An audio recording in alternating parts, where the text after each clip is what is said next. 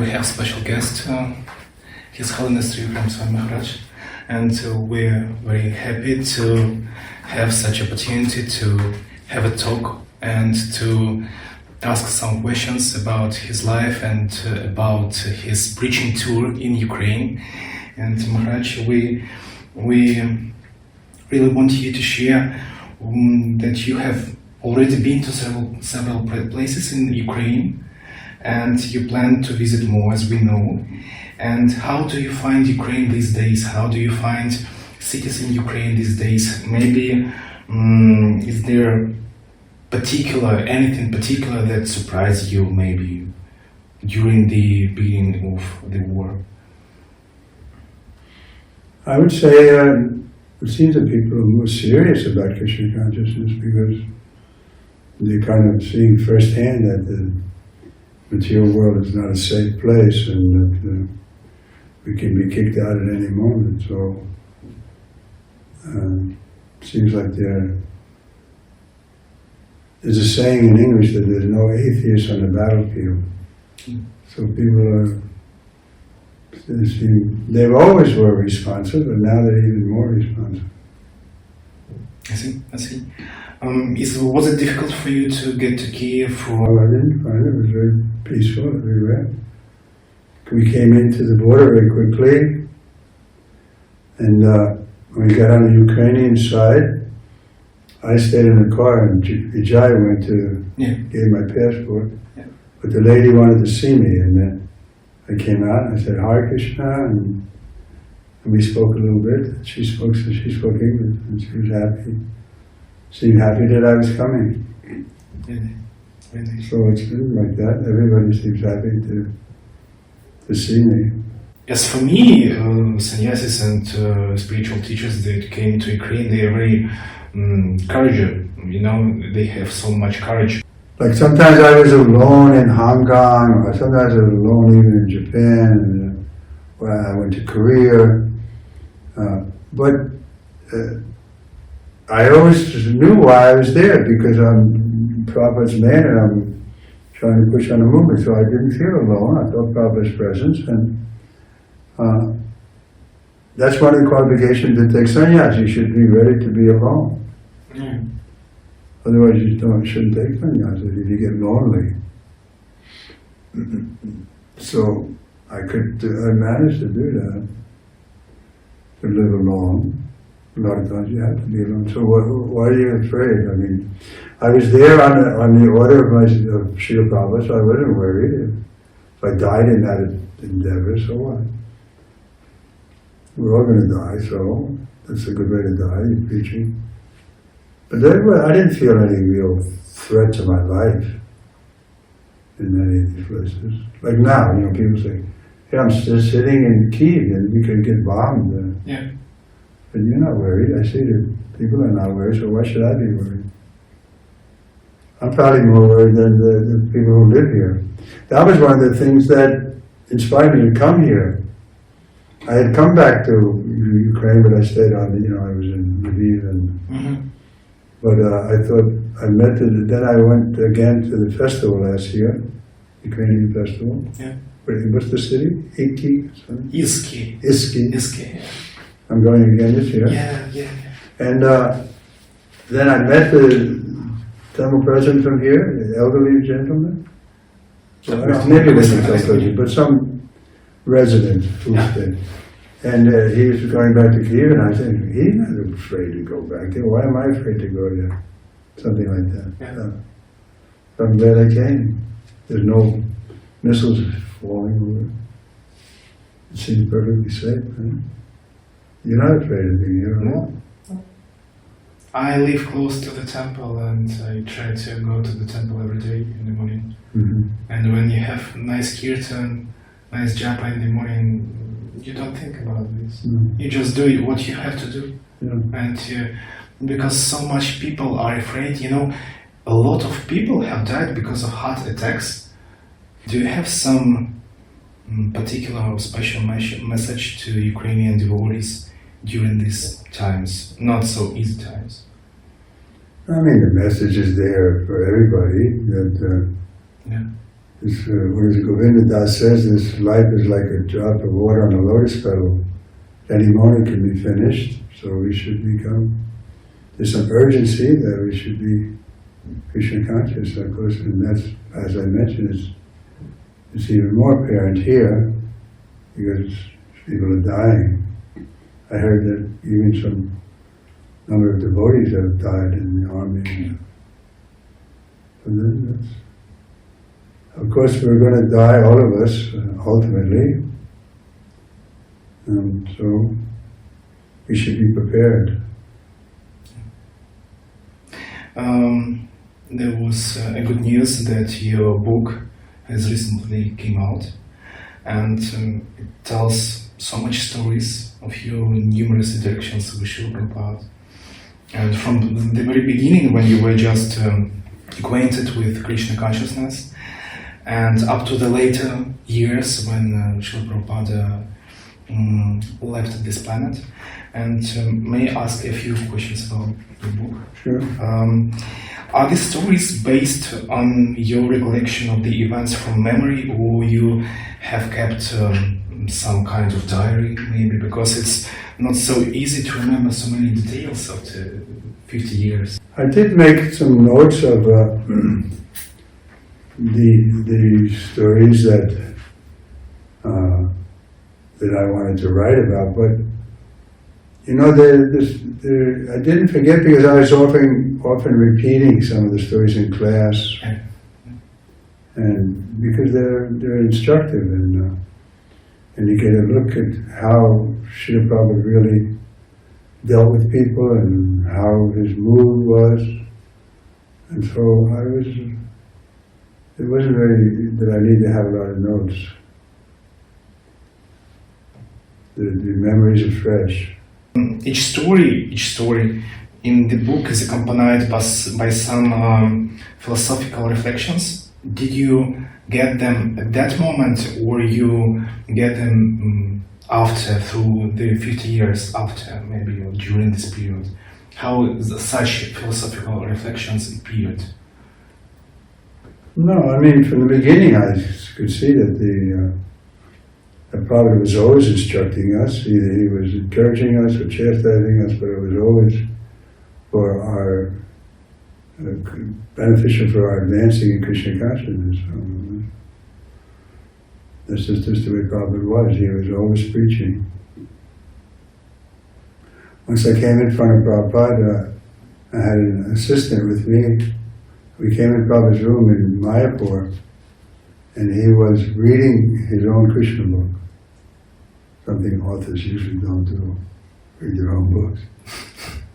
And I turned to my assistant, Shatadharya's name, and I said, just see, Prabhupada is reading his Krishna book.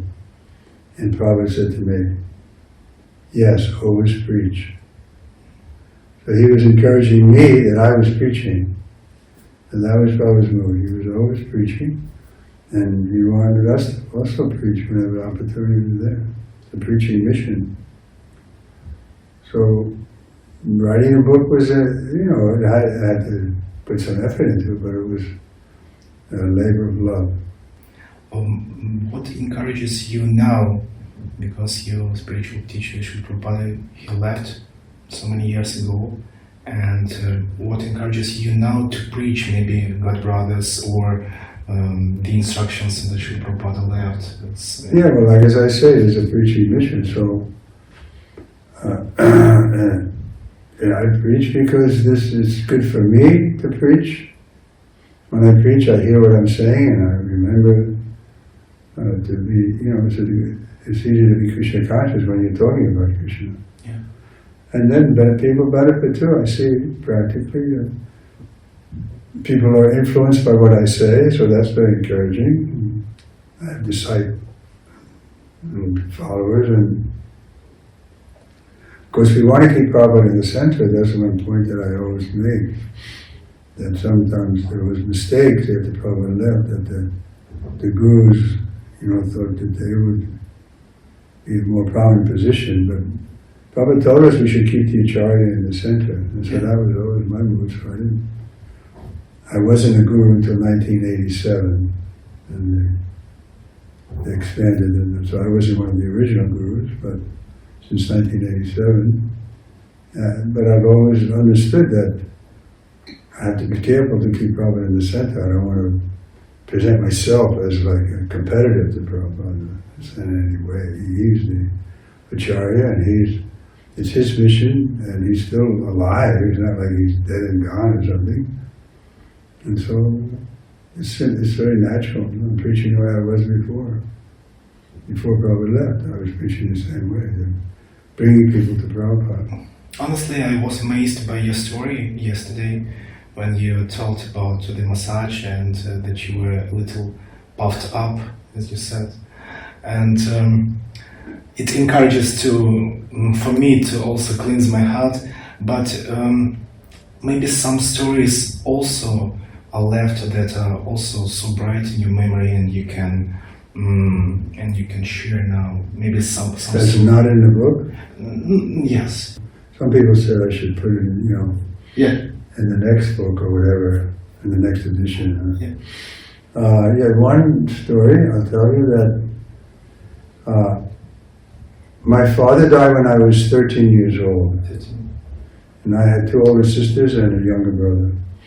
There were 4 children. And my mother was affected, of course, but as she went to work, she became a nurse, and she provided for us and everything. But after some time, she started drinking alcohol. So she became an alcoholic. And I said to Srila Prabhupada, I said, Prabhupada, I have a problem, my mother's an alcoholic. And Prabhupada said, you cannot control your mother? I was thinking, well, in other words, that's the culture. The Vedic culture is the son should control the mother. But where we can't, I couldn't control my mother. It wasn't in the culture that she would do what I told her. But the Vedic culture is so wonderful that at Kunti, she's under the control of her sons. And out of love, I should be able to control her, but I couldn't, unfortunately. And, she left her body kind of sooner than she needed to because of that drinking, but at least she had a son who's devotee, so that's her benefit. Yeah. What about you said brother and 2 sisters? Yeah, they also didn't become devotees. They knew I was a devotee, and there was some effect, but I couldn't convince them to take it seriously. Are you in touch with them, or they all left the body? I'm the last one. I assume there are also many books, some stories that didn't get in your book. For example, your interactions with God brothers. Maybe I suppose you had friends among them. Who was or who remains your best friends now at the time?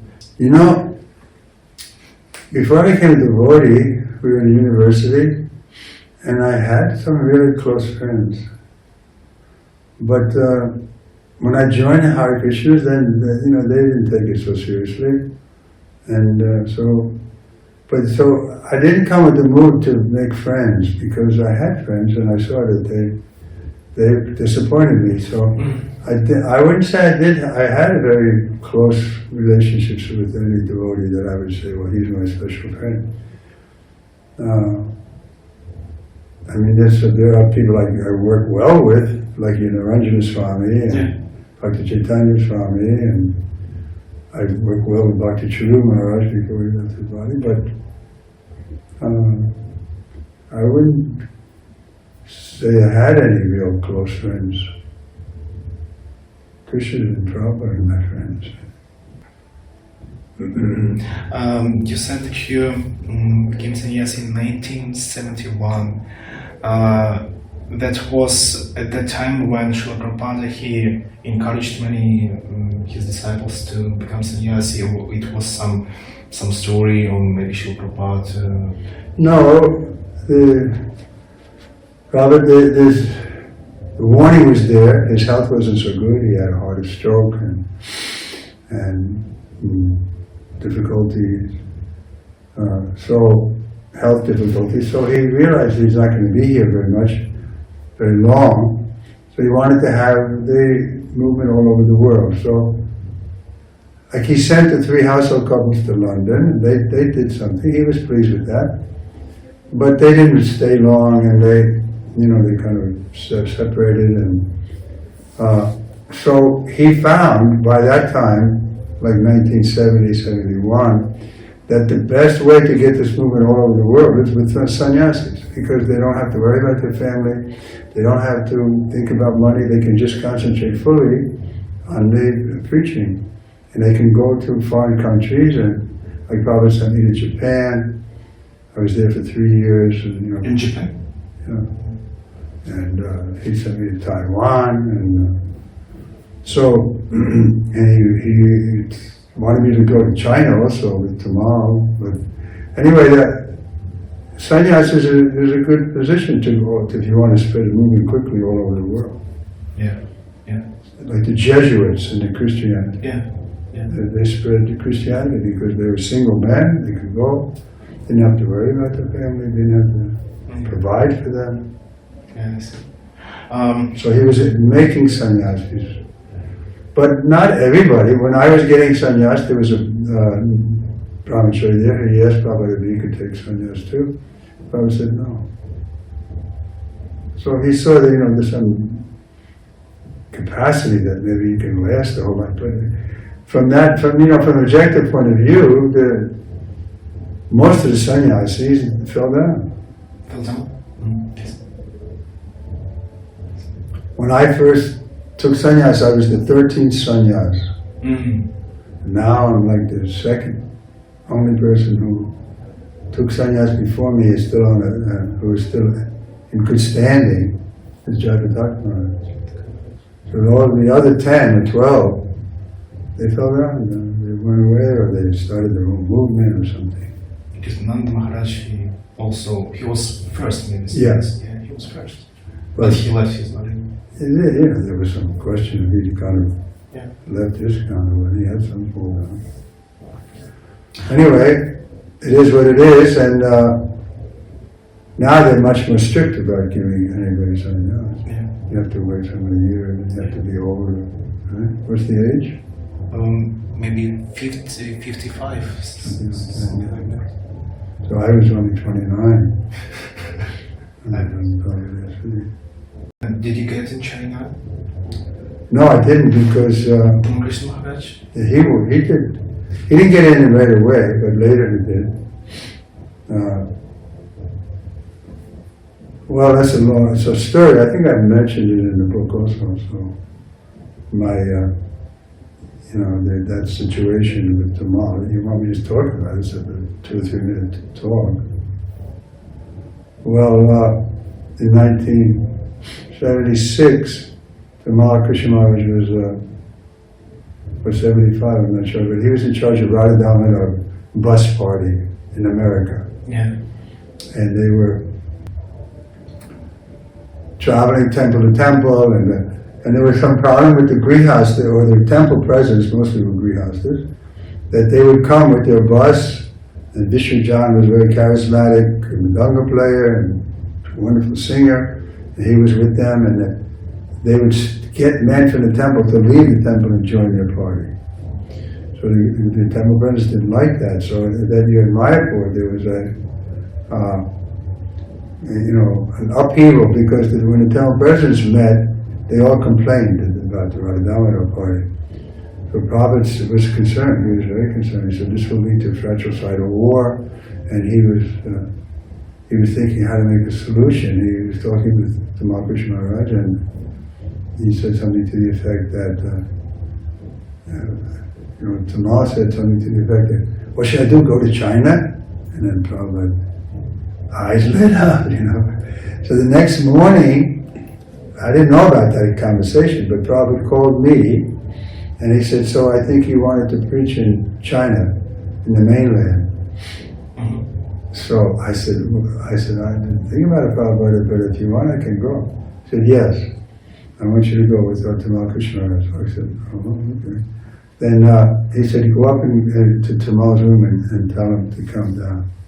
So I went into Tamal Krishna's room and I said, Prabhupada wants to speak to you. And immediately Tamal got up. I'm not going to go. He knew what, I didn't even know about the, but he knew that it was about going to China. So I came down, and it was Madhavisa and Guru Kripa and Tamal, and Prabhupada was in the toilet, and they were thinking, now when you come out, when he comes out, you say this, you say that. So I didn't like it that they were kind of lining up against Prabhupada. So when Prabhupada came back, he was putting on tilak. It was such a heavy atmosphere, his hand was shaking, he was putting on tilak. I didn't like it. And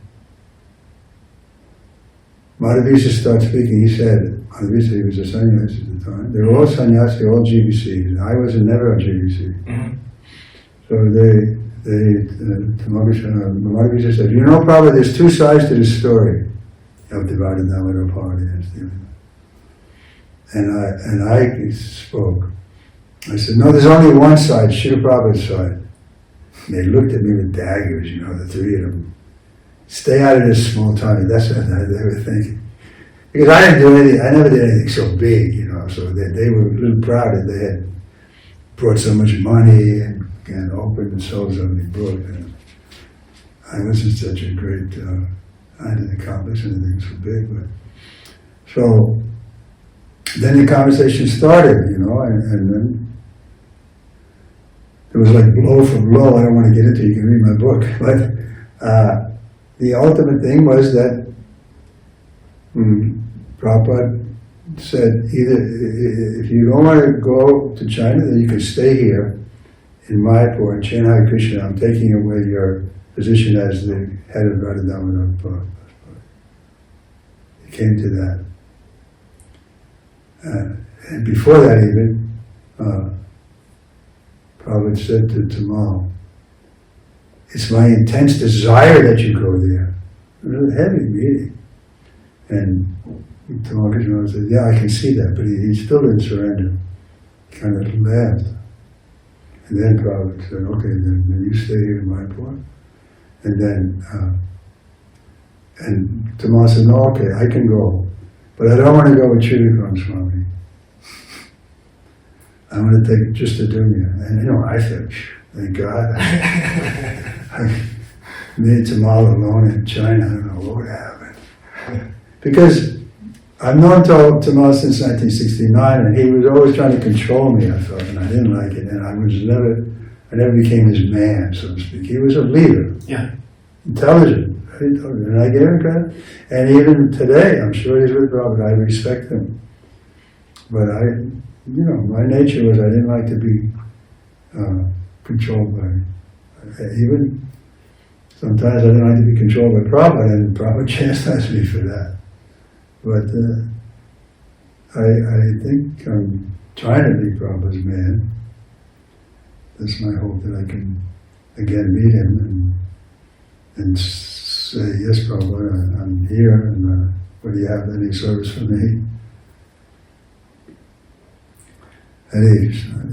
We ask such questions that may be in your book because, when you tell the stories, they become fresh, they become alive, and we want our Ukrainian devotees to inspire, to encourage them to read your book after this. Actually, we already have it translated into... Yeah, it was published. Yeah, it was published. Yeah. And it's very interesting also to hear these stories and after that read them, and it's very nourishes, it's very encouraging. Yeah, it's good for me also. What about Japan? Is where some soil for preaching. When you put seed in the soil, in some good soil, it becomes to rise. Maybe in Japan it wasn't so good soil for preaching. No, it wasn't so good. The mood was they don't want anything to do with religion, because in the war, religion and the government were one. Yeah. And so they lost the war and they lost the religion. They lost faith in the religion. It didn't work. Yeah. We lost. they dropped the atomic bomb on us, and we had to become. So they weren't interested in religion. And even intellectuals, they say, no, this movement will never succeed. I mean, of course, it's still going on there, but it was difficult. My quota was to sell every day 250 books. Small books we had. But we could philosophy, but nobody came. We didn't make devotees. I think a few devotees are there, Japanese devotees, now. That was a long time ago. I mean, I was in Japan from 71, Prabhupada sent me there, till 74, 3 years. But we didn't make any devotees. I mean, we got people to chant with us, and some people, help us and give donations, but nobody became full-time devotee when I was there. I haven't gone back, so I don't know the exact situation now. We heard that Bhagavad Maharaj, he succeeded. He joined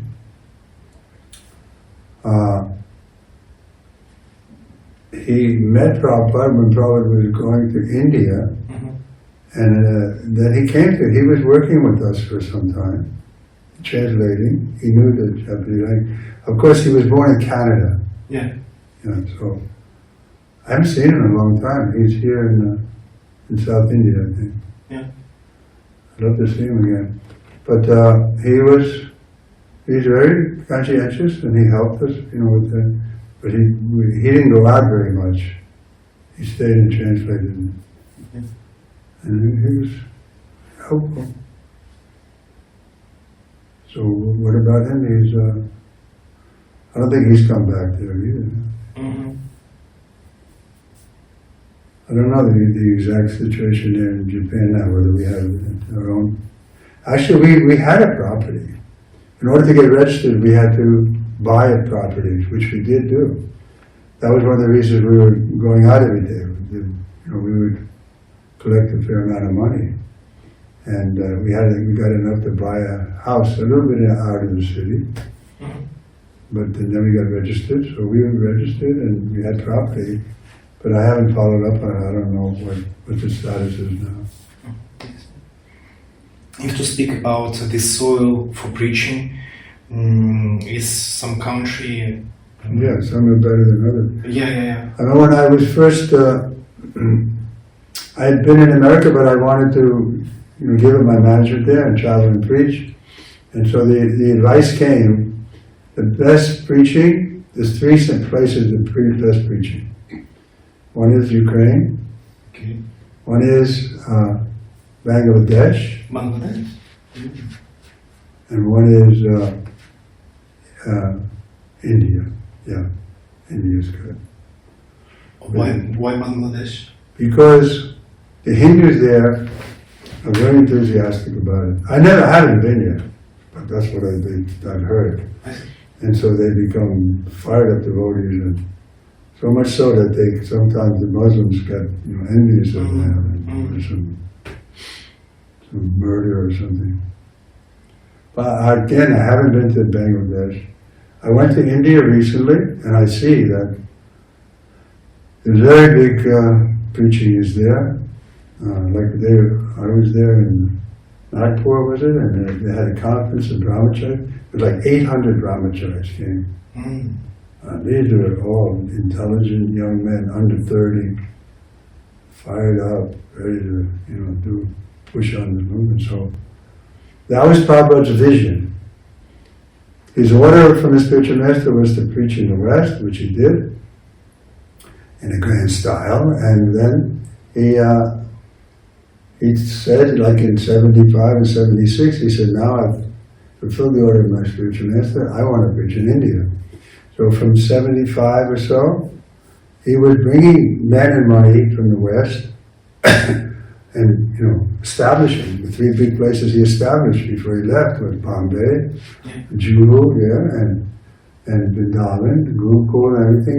They collected the money. That was one of the things that Guru Kripa was doing, collecting money, giving $50,000 a year to Prabhupada, a month, 50,000 a month. So Guru Kripa was also working hard. I respect him. He was working hard for Prabhupada. And they were able to, do something in Mayapur, Bombay, and what did I say? Vrindavan. Mm-hmm. And then, since Prabhupada left, people began to respect us more. Like when I first went there to India, I was preaching a while in India.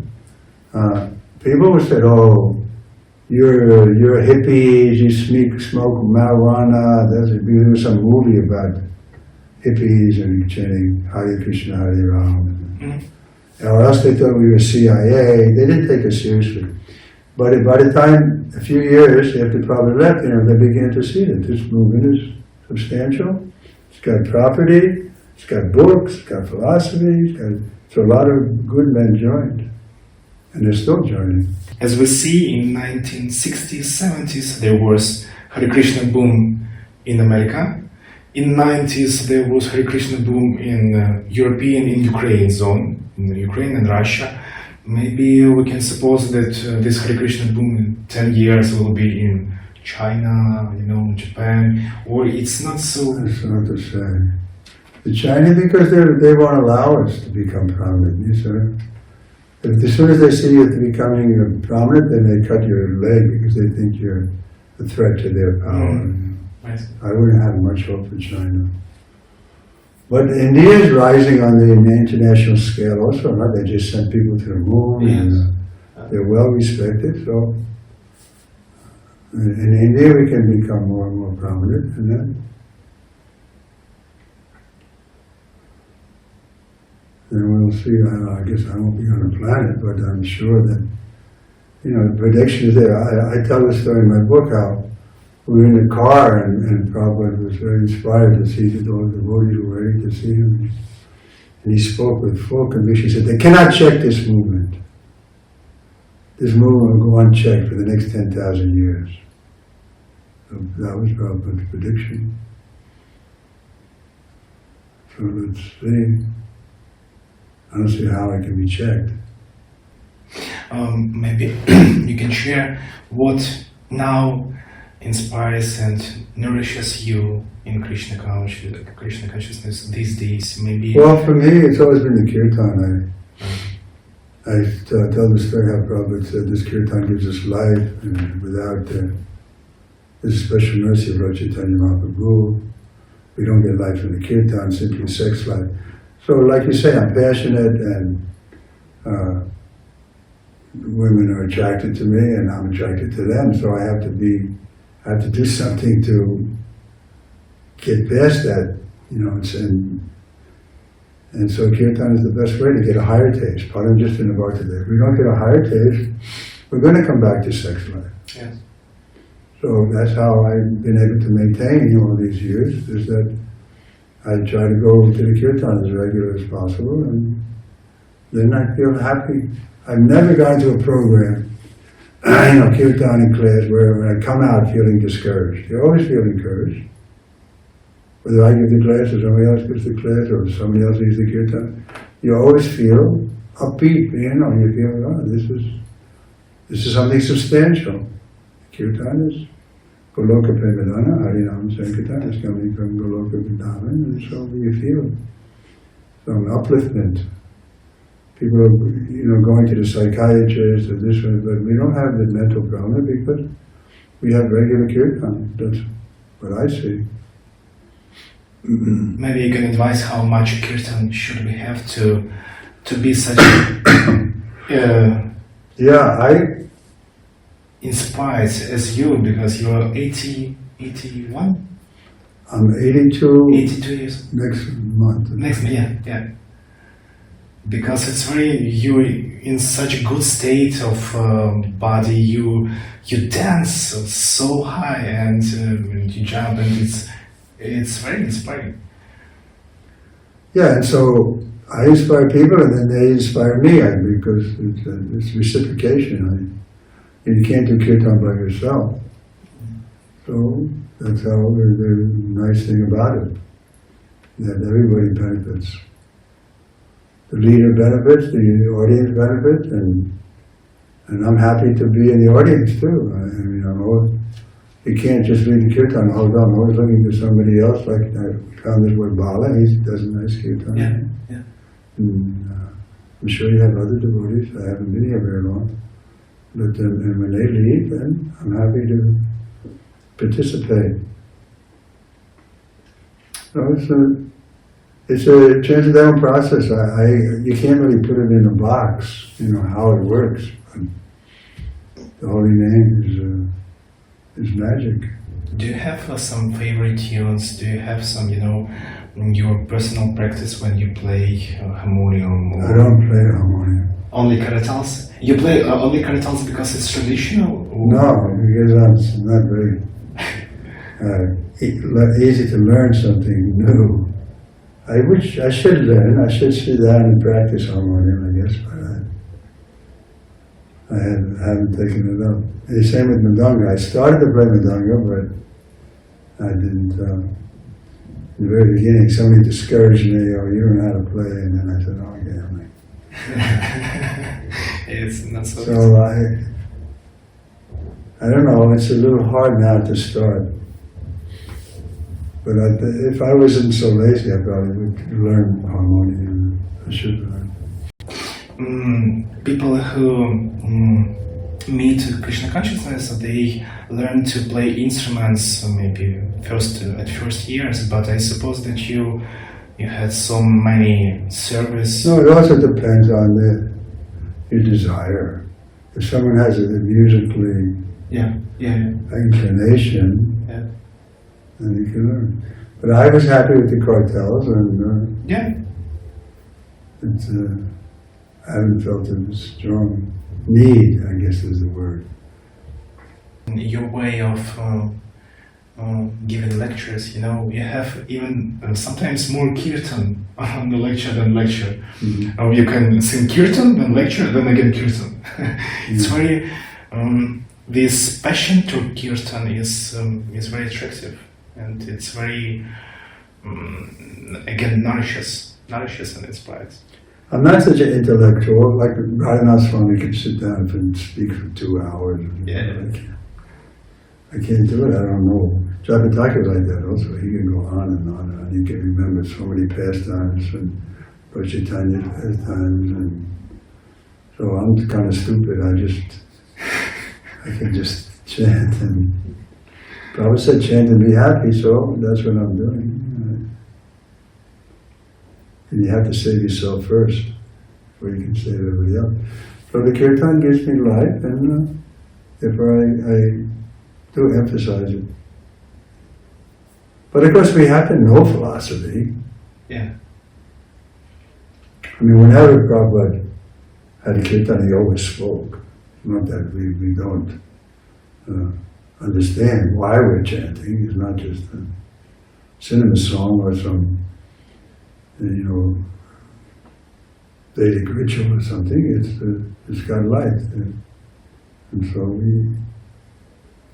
But Lord Chaitanya also emphasized, like every night in Jagannath Puri for how many? 12 years, 18 years, they had kirtan for 4 hours. Yeah.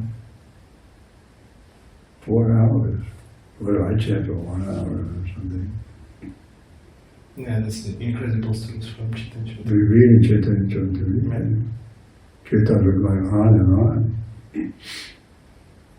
And it's very interesting how, which kirtans, that I always often think about how can we describe these kirtans, because we only read about them in Chaitanya Charitamrita, and we didn't hear, we didn't get there. Maybe haven't you thought about what kirtans were when Chaitanya Mahaprabhu was on the planet? Well, just from what the description is, otherwise I'm not so good at imagining, but they were obviously full of joy, tears shooting from the eyes, hair standing on end, rolling on the ground. We can't imitate that, but we can appreciate that's there. those kind of ecstatic symptoms. We saw Prabhupada go into trance, right in Mayapur in front of so many people, hundreds of people. He lost external consciousness, he became stunned, and just for so much time he was just. Then one devotee started chanting and Prabhupada came out. How not to imitate this state, but how to develop this high taste? Can you give some secrets, maybe? Yeah, attend the Kirtan. Even if you don't get a taste for it, just stand there and be there and see others, appreciate others are joyful and dancing, and gradually you'll get a taste. Practice makes perfect. Practice the Kirtan, even if you don't feel like it. Come to the Kirtan and appreciate the devotees who do have a taste, and then gradually Krishna will give you a taste. In other words, the philosophy is very clear. The holy name is nectar. But because we're stone-hearted, right? Is that verse? Yeah. We don't feel that ecstasy. So, how to break stone? To come to the Kirtan, and then gradually your heart will melt. If you come regularly. But then you think, oh, Kirtan's not so important, and then you miss an opportunity.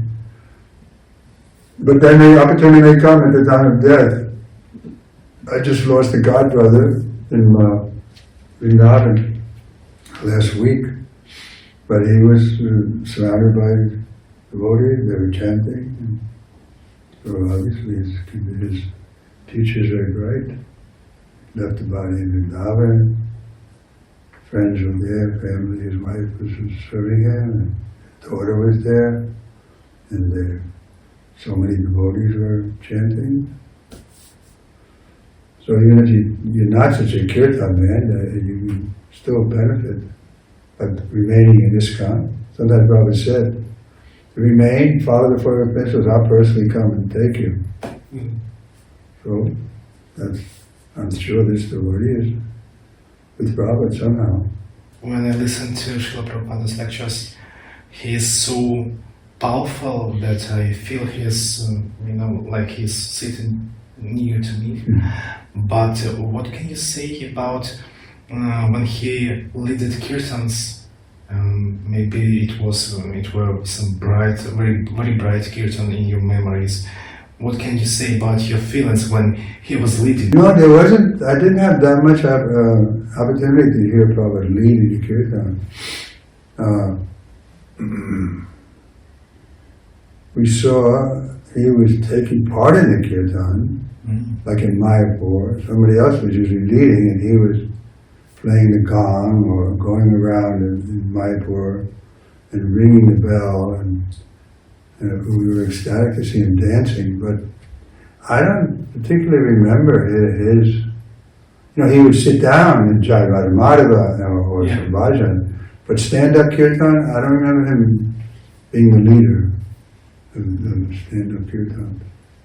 I think he was doing it before I joined, or, as soon as I joined, I was in Japan for 2 years, so I didn't see Prabhupada so much. But we know that he liked us to lead the kirtan and, to sing and dance.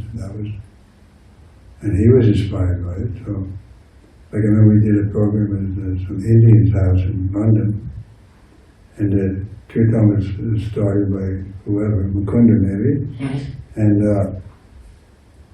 Prabhupada was sitting. So I was sitting on the floor next to him, and our devotees were mostly dancing. But Prabhupada looked at me, to get up. Yeah. But he was encouraging us always to take part in the kirtan. But I don't have memories very much about his leading the kirtan. Standing up and leading the kirtan. He led bhajans. Every day they would sing bhajans. Usually around 11 o'clock after breakfast, musicians would go, who played expert mridanga and assisting Prabhupada and with the cartels. But I wasn't privy to that. You saw it on the videos. Yeah. In other words, I'm not a real musician. That's why I never. But you have a taste to Kirtan. I'm not attracted to learning the harmonium so much because, it's like I never studied music or anything.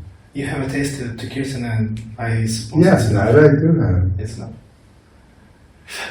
What can you say? I remember that at Nitai Gauranga retreat, you sang maybe 5 bhajans in a row. And do you have your favorite bhajan? Yeah, those are the 5 I know. That's all. I only know 5 bhajans by memory. Yeah, I see. But if I have a songbook, then I like to do other, bhajans, except the ones I know are Radhe Jaya Jaya Madhava. Then I know Shri Krishna Chaitanya, I know Yasomati Nandana, I know Jaya Radha Madhava, and everyone more. But I know many from, if I look at the songbook. Yeah, I see. Like Gurudev and Ohe Vaishnava Thakur. I know most of them from the songbook. But like I said, I was never inclined musically. I was 26 when I joined this ISKCON. So I never was thinking of, I'd like to learn how to play music and some instrument or something. I was never a singer or something. Mm-hmm. What can you say about 26 years of life without Krishna consciousness? And you're almost 60 years with Krishna consciousness.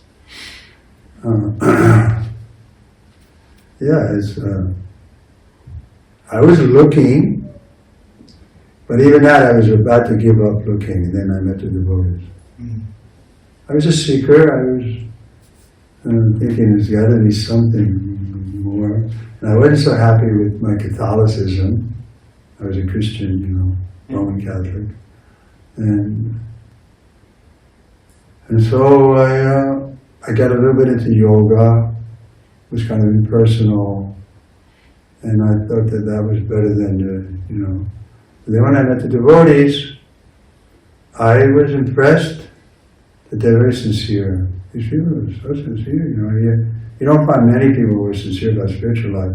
Because I was interested in spiritual life. I even left the university. We went to California. I brought some boy with me. We were trying to find this, I don't know if you ever heard of him, Aldous Huxley. He's a philosopher. Mm-hmm. His wife was there. She had written a book about, it was kind of impersonal though. And so I was attracted to something spiritual. And then when I met the devotees, so these people are really sincere about what they're doing, And so that was inspiring to me because otherwise my friends at the university, they weren't so interested in spiritual life. They wanted to become doctors, or my brother became a lawyer, that was their focus. But I did have this side that I was looking for something spiritual, and when I met the devotees, and then the first time I came, I liked the Kirtan. And I said, wow, after the first Kirtan, I said, what do you call that, what we just did? They said, that's Kirtan. I said, wow, that's all right. It was, to change my mood. The Kirtan, there was only 5 or 6 of them, but the Kirtan was good. And of course, the Shadam, the secret's a weapon, how people get captured. And then when I met Prabhupada, I thought this person is really extraordinary person. I could see right away that he wasn't an ordinary man. And he encouraged me, like even when I was getting initiated in 1969, I got initiated, and how you sit and you take Achman, and so I was a little enthusiastic, and Prabhupada was there. So we were sitting in the fire yagya, and Prabhupada was there, and he had some of his servants with him, Brahmananda, and so when I was enthusiastic about taking the Achman, and Prabhupada said, he's a good one, pointing to me. So Prabhupada was like, he could see the future, that I could potentially do something, for his movement. So he was encouraging. He was always encouraging us. But then, sometimes he chastised. But I never felt that he was envious. So if he chastised me, I thought, well, he sees something that I need to correct. And so I didn't feel like retaliating or get discouraged because of it. Some devotees did. They thought that they didn't even want to go in front of Prabhupada because Prabhupada would just see your nonsense. And so I was past that stage. I was a little older, and I didn't care what people thought about me so much. So I could tolerate being corrected. He corrected me quite a bit. But those are in the book also. Mm-hmm. A lot of them. Why? Not only sannyasi, but devotees at all, why they leave the Krishna consciousness? Maybe what is the lack? Lack of kirtan, lack of qualities, lack of humility? Yeah, it's a lack of getting a higher taste. Everybody wants to be happy. Everybody wants to experience joy. So if they're not getting it in the Krishna consciousness, they're going to go back to sense gratification. That's all. Somehow they're not getting a higher taste.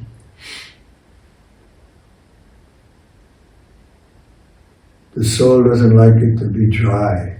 Yeah. The soul wants to experience something. So sex life looks like something real. It looks so, it's direct pleasure. Everybody can see that.